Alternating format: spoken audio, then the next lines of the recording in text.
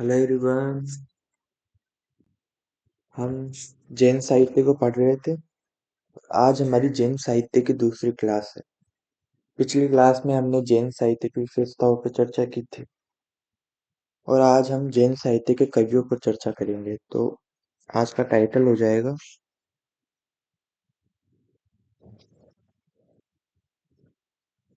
जैन साहित्य के प्रमुख कवि। इससे पहले मैंने सिद्धों पे और नाथों पे वीडियो बना रखे हैं। अगर आपको देखने तो हमारे प्लेलिस्ट में जाइए, वीडियो सेक्शन में जाइए, वहां पे आपको देखने को मिल जाएंगे। आज के हमारे पहले कवि हैं जैन कवि, वो है स्वयंभू। स्वयंभू का जन्म 783 ईस्वी में हुआ था।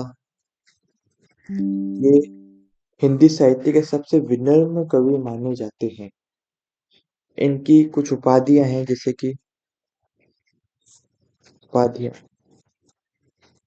कविराज कहा जाता है, इनको चक्रवर्ती कहा जाता है, छंदस चूड़ामणि कहा जाता है। कविराज, चक्रवर्ती,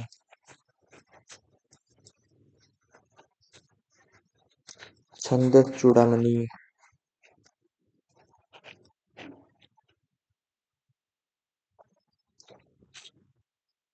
और इनकी दो उपाधियां और चलती है कि इनको अपभ्रंश का कालिदास कहा जाता है। अपभ्रंश का कालिदास। और ये जिसने कहा है, किसने कहा है ये? भोलाशंकर व्यास ने। भोलाशंकर व्यास ने ये इनको कहा है। और दूसरा, इनको अपभ्रंश का वाल्मीकि भी कहा जाता है।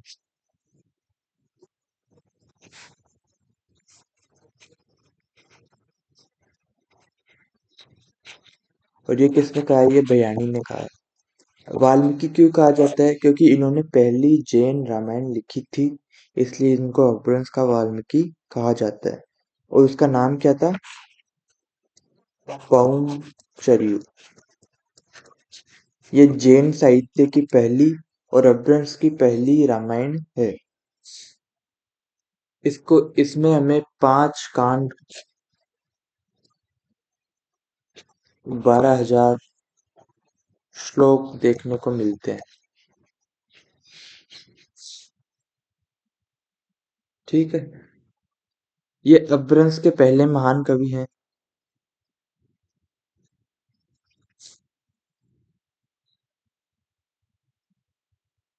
अपभ्रंश के पहले महान कवि।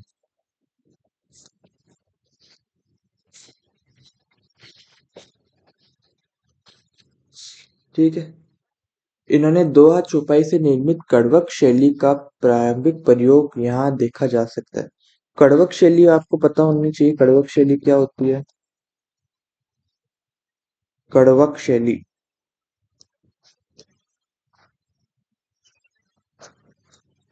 कड़वक शैली होती है कि हम पहले चौपाई यूज करते हैं।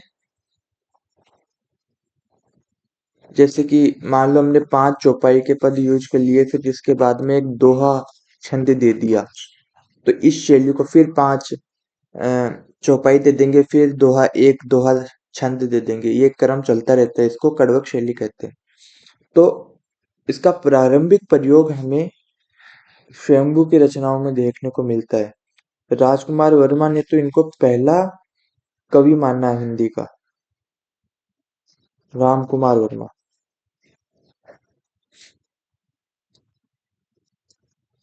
ने इनको हिंदी का पहला कवि माना है।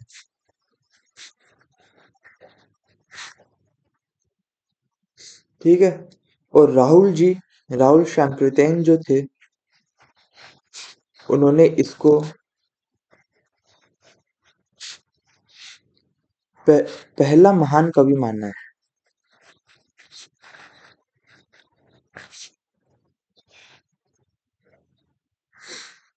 शंभू ने अपने आप को जिस तरीके से व्यक्त किया है, जिस तरीके से अपने आप को अपनी रचनाओं में बताया है, इस हिसाब से इनको हिंदी के पहले विनम्र कवि भी कहा जाता है।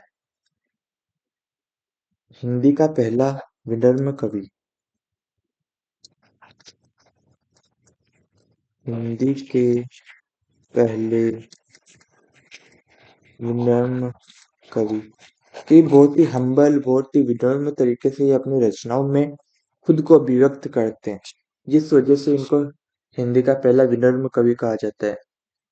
बच्चन सिंह ने स्वयंभू के बारे में कहा है कि स्वयंभू की काव्य दृष्टि समुद्र से गहरी और आकाश में प्रसारित मेघ जालों की भांति व्यापक है।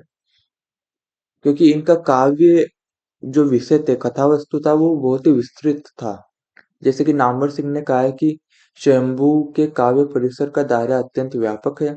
राजकीय जल क्रीड़ाओं से लेकर महाजनपदों तक, रनिवासों से लेकर युद्ध क्षेत्रों तक इनकी काव्य दृष्टि फैली हुई है। तो काफी विस्तृत इन्होंने लिया है कि जिसमें राजा राजा भी आ जाते हैं, उनके युद्ध भी आ जाते हैं, जन सामान्य भी आ जाते हैं, जिस कारण इनका जो काव्य परिसर का दायरा था वो अत्यंत व्यापक था। ये हमें ध्यान रखना चाहिए। अब इनकी रचनाएं अपन अगर देखें तो इनकी एक तो रचना है परमचर्यू।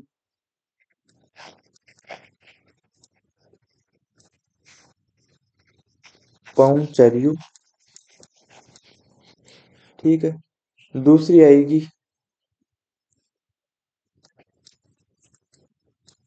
इठनेमी चर्यू।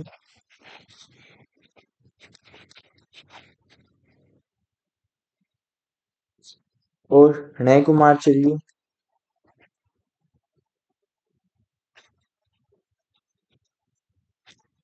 फिर आएगा स्वयंभू छंद।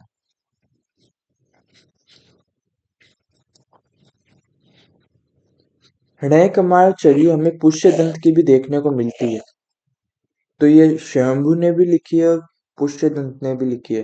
पर जब भी क्वेश्चन एग्जाम में आएगा कि हृदय कुमार चर्यू किसने लिखी है, तो उसका आंसर क्या होगा? पुष्यदंत, क्योंकि पुष्यदंत की ज्यादा प्रसिद्ध है वो रचना।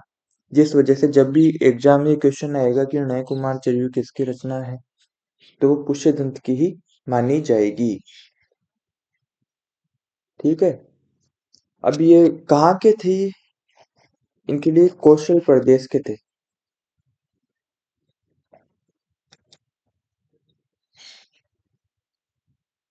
ठीक है। अब अगला अपन कवि माने जो अपन पढ़ेंगे वो है पुष्यदंत।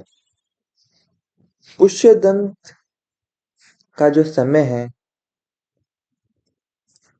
वो 10वीं सदी है।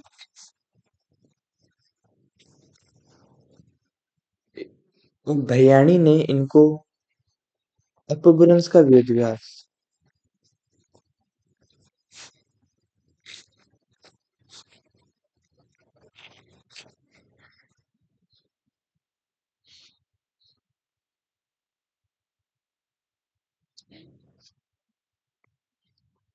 किसने कहा है?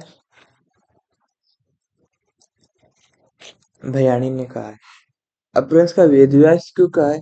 क्योंकि इन्होंने महापुराण, हरिवंश पुराण या 63 महापुरुष गुणालंकार महाभारत की तरह एक रचना लिखी है। शंभु ने तो वाल्मीकि रामायण को आधार बना के परमचर्यू लिखी है, और वेदव्यास ने महाभारत को आधार बनाकर जो रचना लिखी है, जिस वजह से इनको अपभ्रंश का वेदव्यास कहा जाता है, क्योंकि महाभारत वेदव्यास द्वारा लिखा गया था। अब ये इनकी ये है कि ये इनको काव्य पिस कहा जाता है। पिस मतलब पिशाच, क्योंकि ये बहुत ही जटिल काव्य की रचना करते थे। और ये इस कारण इनको खुद के ऊपर अभिमान भी था, इसलिए इन्हें खुद को अभिमान मेरु कहा। मेरु यानी पर्वत, स्वयं को कहा। और इनकी जो अलग उपाधियां हैं, दो उपाधियां और मिलती है कि कवि, रत्नाकर और कविकुल तिलक।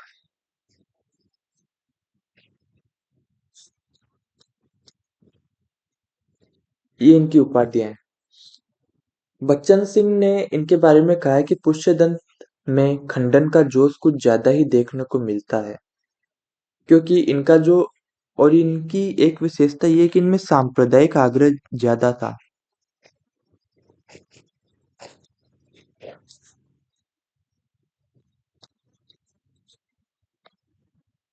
सांप्रदायिक आग्रह से मतलब था कि इन्होंने जो जो भी जैसे कि रामायण पे लिखा, महाभारत पे लिखा, वो इसलिए नहीं लिखा क्योंकि इन्होंने राम जी की तारीफ करनी थी या कृष्ण जी की तारीफ करनी थी।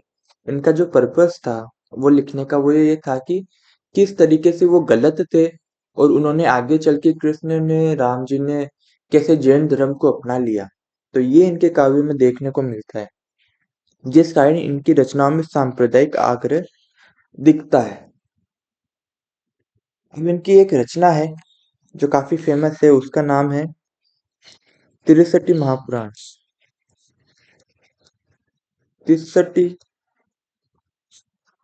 महापुरुष गुणालंकारु, इसे महापुराण भी कहते हैं, इसे हरिवंश पुराण भी कहते हैं।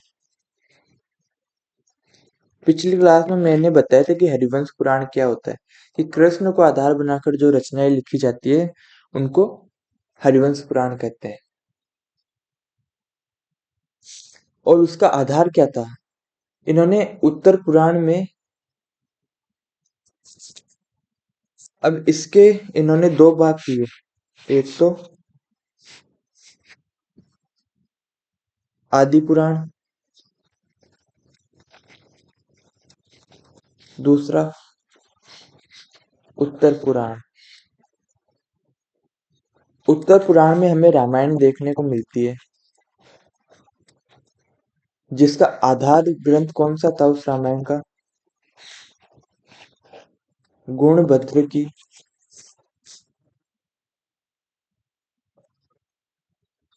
उत्तर पुराण।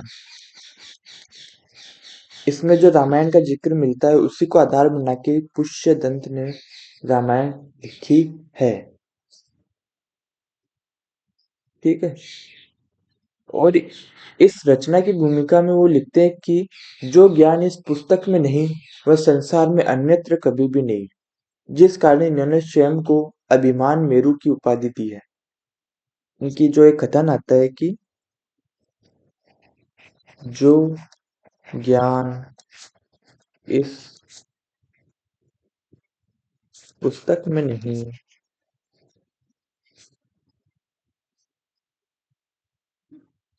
पुस्तक में है, संसार में अन्यत्र नहीं, ये इनका कथन है इस पुस्तक की भूमिका में। इस रचना के आधार पर ही इनको काव्य पिशाच की उपाधि, अभिमान मेरु की उपाधि दी जाती है और इन्हें अपभ्रंश का वेदव्यास कहा जाता है। और इनकी अन्य रचनाएं हैं, एक तो पहली रचना ये होगी, दूसरी हो जाएगी नय कुमार चरियु, जिसे नाग कुमार चरित्र भी कहा जाता है। इसमें पता चलता है कि प्रारंभ में ये शैव थे, पुष्यदंत, जो कि बाद में फिर इन्होंने जैन धर्म अपना लिया। इनके व्यक्तिगत जीवन के बारे में यहाँ पे पता चलता है।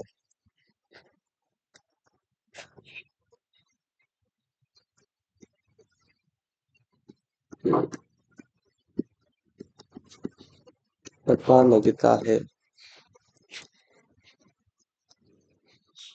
और इनकी फिर तीसरी रचना है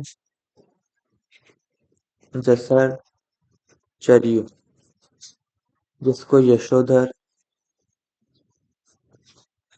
चरित्र भी कहा जाता है।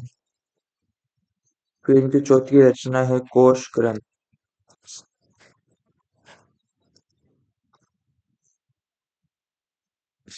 तो ये जो दो मेन कवि थे जैन साहित्य के, वो हमने पढ़े। इसके आगे भी बहुत सारे कवि हैं, बहुत सारी रचनाएं हैं जो हमें पढ़नी है। वो अब मैं आपको अगली क्लास में बताता हूँ। धन्यवाद।